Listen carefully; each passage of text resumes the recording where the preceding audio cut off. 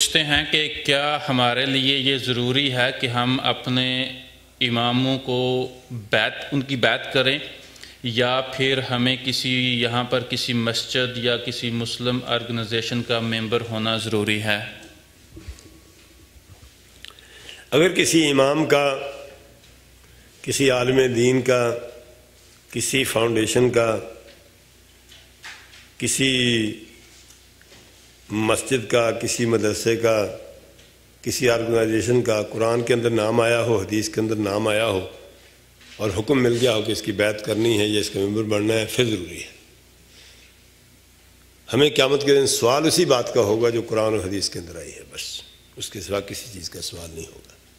بیعت ہوتا ہے اپنے آپ کو بیچنا، اور کسی نے اللہ اور اس کے رسول کی بیعت کر لی ہے، اللہ اس کے رسول کا غلام بن گیا ہے، تو اسے گزارا نہیں ہوتا۔ یہ غلامی کافی نہیں ہے۔ اللہ اس کا رسول کسی اور کی غلامی پسند نہیں کرتے ہمارے لیے، یہ ہمارا اعزاز ہے۔ قرآن میں اللہ نے کہا ضرب اللہ مثلا، ضرب اللہ مثلا رجلا فیہ شرکاء متشاکسون ورجلا سلما لرجل هل یستویان مثلا۔ ایک کئیوں کا غلام ہے، ایک کا غلام ہے، بتائیں ان میں سے اچھا کون ہے، کون آرام میں ہے؟ کیوں خام خواہ پنگا لینا کسی اور کے ہاتھ میں ہاتھ دے کے؟ جب نبی صلی اللہ علیہ وسلم نے ہاتھ نہیں چھوڑا ہمارا، اور نہیں چھوڑیں گے کبھی، قیامت کے دن بھی نہیں چھوڑیں گے، کسی اور کے ہاتھ میں ہاتھ دے دیا، نبی صاحب نے کہا جس کے ہاتھ میں ہاتھ دیا جاؤ اس کے پاس چلے جاؤ، تو پھر کیا بڑھیں گا؟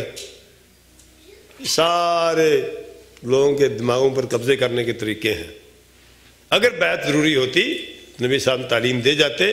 نبی صاحب ایک بیعت کی تعلیم دے گئے ہیں، وہ خلیفۃ المسلمین کی بیعت ہے۔ اگر کوئی خلیفۃ المسلمین ہو، اس کی بیعت کرنا فرض ہے، جو اس بیعت کے بغیر مرے گا وہ جاہلیت کی موت مرے گا۔ صاف صاف بتا گئے نبی صاحب۔ نبی صاحب دین سکھانے کے لیے آیا کہ گول مول کرنے کے لیے آئے تھے؟ جس کا جی چاہتا ہے داڑھی رکھ کے 4 پیسے اکٹھے کر کے بیعت لینا شروع کر دیتا ہے۔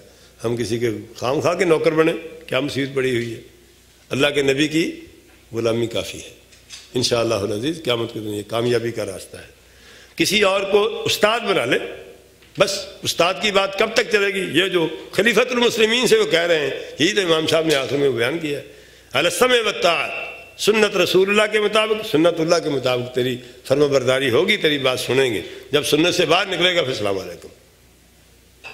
تو غیر مشروط بیعت تو نبی اسلام کی ہوتی ہے، خلیفۃ المسلمین کی بھی مشروط بیعت ہوتی ہے۔ جب تک کتاب و سنت میں رہے گا اس کی بات مانتے رہیں گے، جب تک کتاب و سنت سے نکلے گا اس کو چھوڑ دیں گے۔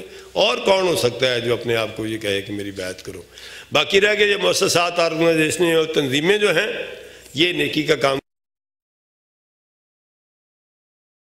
تعاونوا علی البر والتقوی ولا تعاونوا علی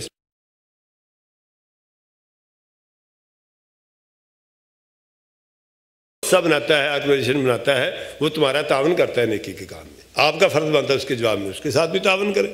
وہ نہیں تعاون کرتا تو آپ بھی نہ تعاون کریں، وہ نیکی نہیں کرتا تو آپ تعاون نہ کریں۔ نیکی کے کام میں جو شخص بھی جس کا بھی تعاون کر سکتا ہو وہ فرض ہے تعاون کرنا، اور اگر کوئی نیکی نہیں کرتا تو پھر تعاون فرض نہیں ہے۔ یہ ممبرشپ بھی ایک تعاون کی ایک شکل ہے، کوئی اختیار کر لے تعاون کر سکتا ہو، کرے گا تو اجر پائے گا، لیکن پابندی نہیں لگا سکتے، فرض نہیں کہہ سکتے کسی کو۔